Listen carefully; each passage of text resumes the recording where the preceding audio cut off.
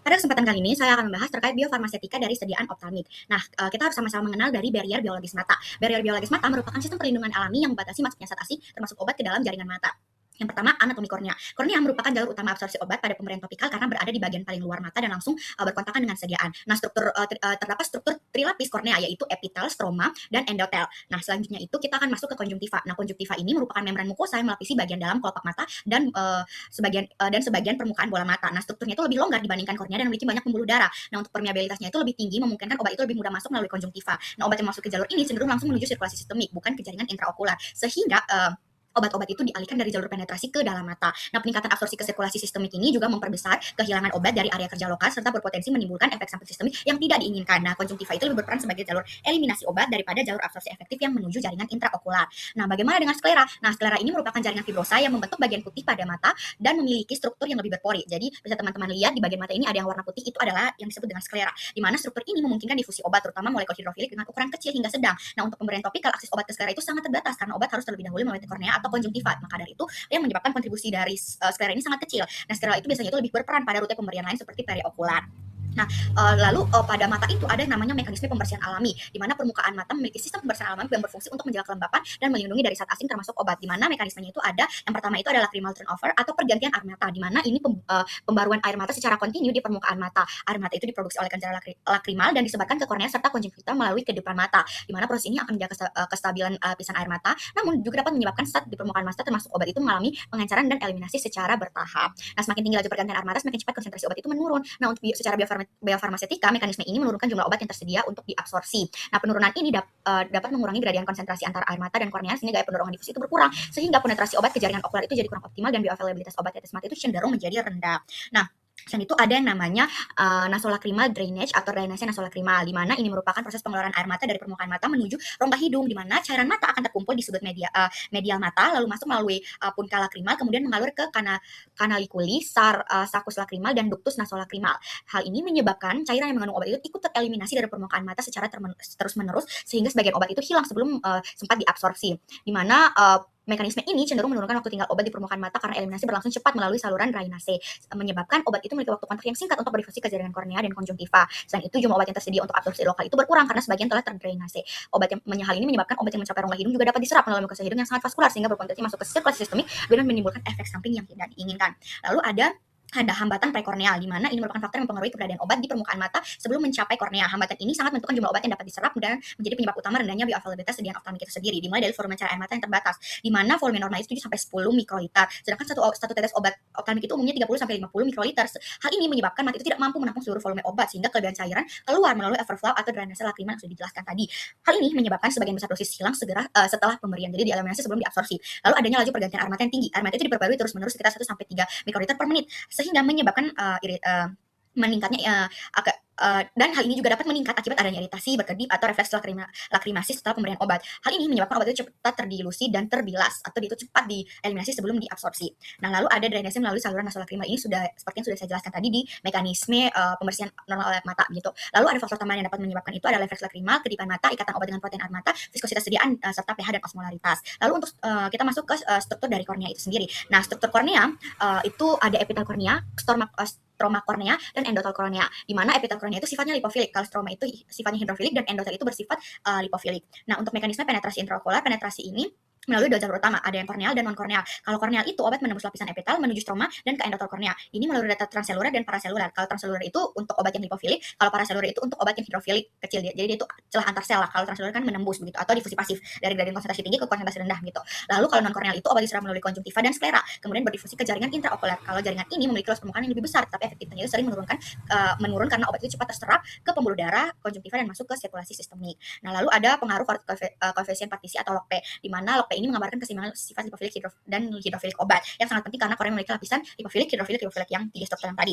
Nah, kalau log P-nya itu rendah, obat itu terlalu hidrofilik, jadi dia tuh sulit menembus epitel kornea. Kalau lebih dari 3 sangat lipofilik, dia mudah masuk epitel tapi sulit menembus stroma yang kondisinya itu hidrofilik sehingga dapat terjebak di epitel. Jadi yang optimal itu antara 1 sampai 3. Jadi sifatnya itu amfifilik, di mana dia bisa hidrofilik dan bisa lipofilik. Jadi bisa menembus ketiga struktur dari kornea itu sendiri.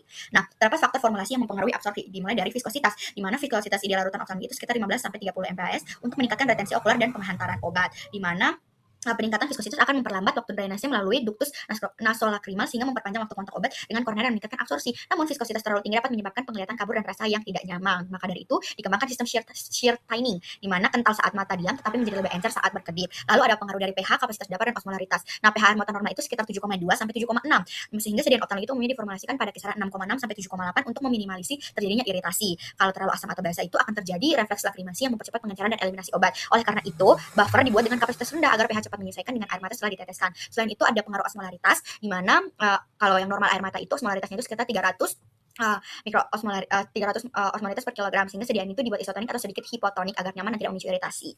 Nah, selanjutnya itu ada ukuran partikel. Ukuran partikel itu sangat penting terutama untuk sediaan suspensi. Partikel yang terlalu besar dapat menimbulkan iritasi.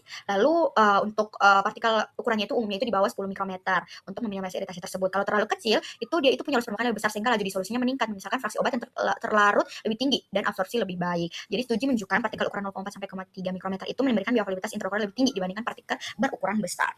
Lalu parameter bioavailabilitas dari optamik. Bioavailabilitas ini merupakan fraksi dosis obat topikal yang berhasil mencapai situs aksi di mata seperti kornea, humor aqueous, dan uvea. Nah, berbeda dengan bioavailabilitas di sistemik, parameter ini menilai paparan obat di jaringan intraokular setelah pemberian lokal. Nah, hambatan utamanya itu meliputi aliran air mata, drainase nasolakrimal, permeabilitas kornea, ikatan obat dengan protein atau pigmen mata, serta metabolisme lokal. Nah, yang pertama kita akan melihat profil obat dalam cairan aqueous, di mana cairan aqueous atau aqueous humor merupakan media penting untuk evaluasi farmakokineta intraokular karena berfungsi membawa nutrisi dan oksigen ke kornea serta lensa. Konsentrasi obat di cairan aqueous mencerminkan keseimbangan antara laju absorpsi dan laju eliminasi. Setelah pemberian topikal, profil kadar obat umumnya menunjukkan ada fase absorpsi cepat, diikuti fase eliminasi order pertama. Cmax-nya itu biasanya tercapai dalam 20 sampai 60 menit untuk Tmax-nya.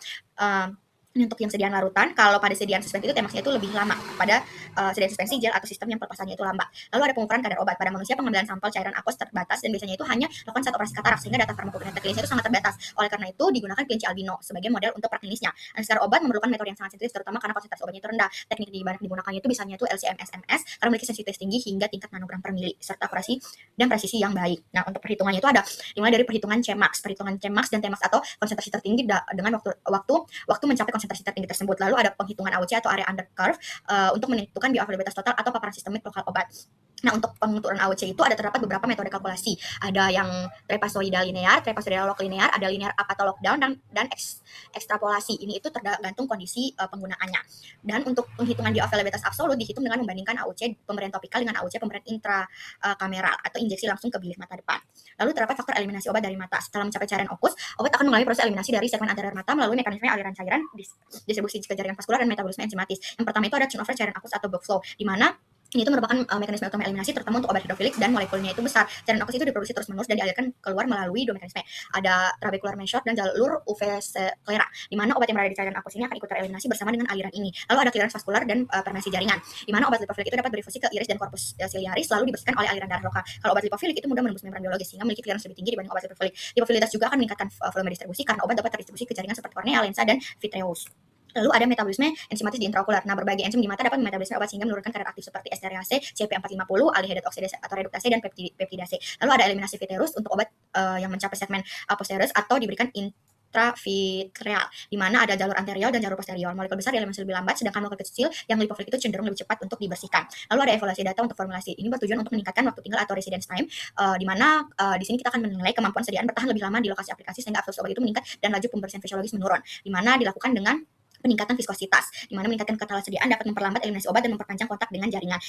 Evaluasi datanya itu ada reogram, viskositas optimum, dan stabilitas formulasi. Lalu ada sistem in situ gelling, di mana sediaan awal berupa larutan yang berubah menjadi gel setelah kontak dengan lingkungan fisiologis. Ini bisa dipicu oleh pH, suhu, atau ion. Untuk evaluasi data itu dapat dilihat waktu dan suhu transisi sol gel, kekuatan gel, bioadesivitas, dan uji retensi in vitro atau in vivo. Lalu yang terakhir itu ada penggunaan penetration enhancer, di mana digunakan untuk meningkatkan permeasi obat melalui jaringan target, terutama bila viskositas tinggi dan dapat menghambat difusi. Evaluasi datanya itu ada efektivitas enhancer, iritasi dan toksisitas, dan kompatibilitas formulasi. Sekian dan terima kasih.